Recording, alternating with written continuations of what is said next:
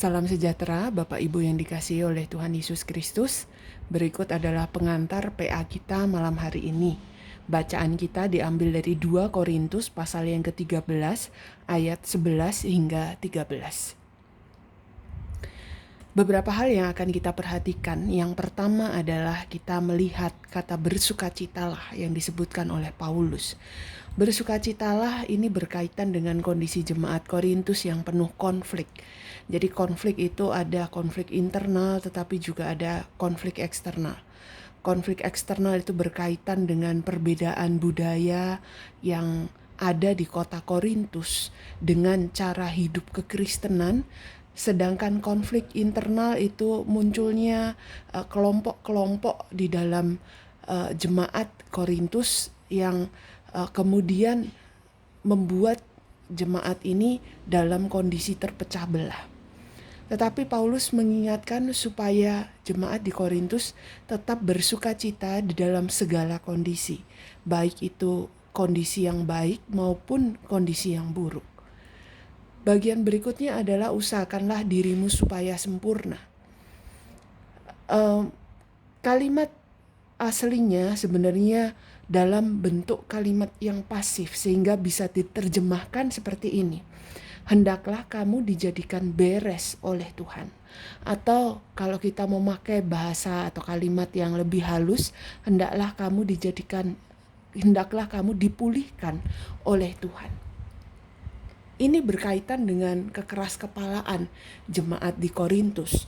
Jadi jemaat di Korintus ini jemaat yang tidak mudah untuk dinasehati, sehingga Paulus merasa bahwa yang bisa menjadikan jemaat ini dibarui hanyalah Tuhan saja.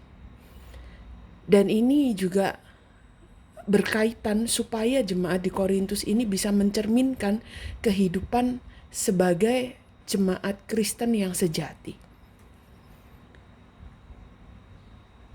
Nah, bagian berikutnya Paulus mengatakan supaya jemaat di Korintus dan semua pembaca surat Korintus ini menerima segala nasihatku. Yang menarik adalah Bapak Ibu, kata yang dipakai oleh Paulus itu adalah parakaleo. Parakaleo, kita tahu bahwa parakaleo ini punya arti yang sangat luas, menghiburkan, menguatkan, dan Paulus mengatakan ini dalam rangka itu, untuk menghiburkan, untuk menguatkan jemaat Kristus. Dan kemudian Paulus memberikan nasihat supaya jemaat di Korintus ini sehati, sepikir, hidup dalam damai sejahtera. Dan ini tentu saja berkaitan dengan perpecahan yang terjadi di tengah jemaat Korintus. Bahkan terjadi konflik antara jemaat Korintus dengan Paulus sendiri. Sehingga Paulus mengharapkan adanya kesatuan hati di tengah jemaat Korintus. Tidak lagi terpecah belah, tetapi mereka bisa hidup sebagai komunitas Kristen yang menebarkan kedamaian, menebarkan Injil Kristus bagi orang-orang yang ada di Korintus. Dan Paulus kemudian menyebutkan juga janji yang mendukung supaya pembaruan itu terjadi di tengah jemaat Korintus, yaitu Allah sumber kasih dan damai sejahtera. Paulus merasakan bahwa pertolongan Tuhan inilah yang dibutuhkan oleh jemaat Korintus supaya mereka bisa menjadi satu jemaat Tuhan yang benar-benar bisa solid. Nah, mungkin bagian ini bagian yang menarik buat sebagian dari kita mengenai cium kudus.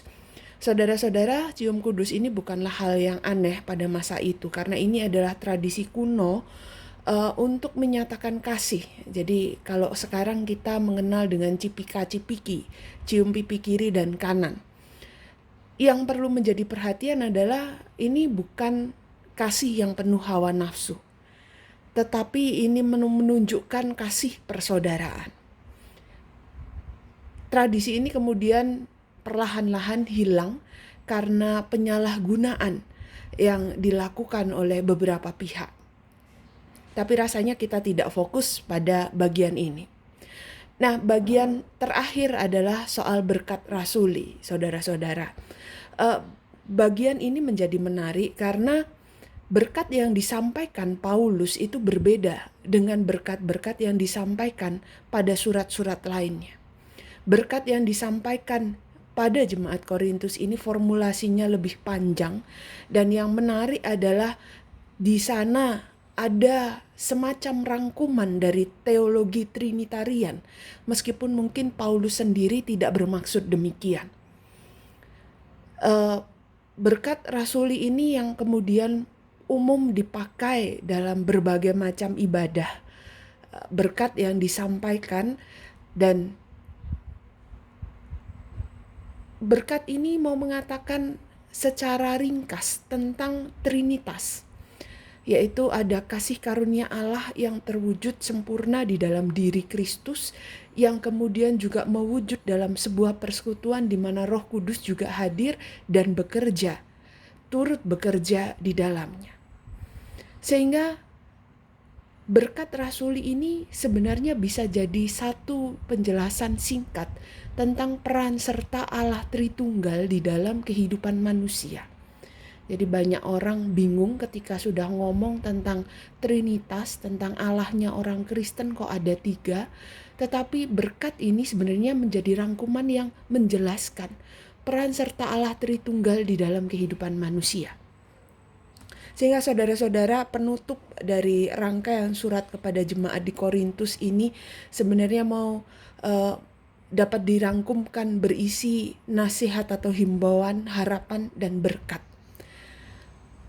Dan Paulus mengingatkan supaya kita semua sebagai pembaca surat Korintus bisa memberi ruang bagi Allah Tritunggal itu untuk membarui tidak hanya jemaat Korintus tetapi juga kita sekarang ini, sehingga terciptalah sukacita itu, sehati sepikir dan damai sejahtera di dalam kehidupan umat Allah. Nah, ada 2 pertanyaan yang bisa nanti kita diskusikan. Yang pertama adalah apa makna dari rumusan berkat yang disampaikan Paulus bagi para pembaca suratnya. Dan yang kedua adalah apa makna hidup dalam sukacita, sehati sepikir, dan damai sejahtera bagi saudara, dan di mana peran Bapa, Anak, dan Roh Kudus dalam mewujudkan hidup dalam sukacita, sehati sepikir, dan damai sejahtera itu. Kita akan berjumpa melalui WA Group PA Online malam hari ini, dan kiranya Bapak Ibu bisa mempersiapkan diri terlebih dahulu. Terima kasih.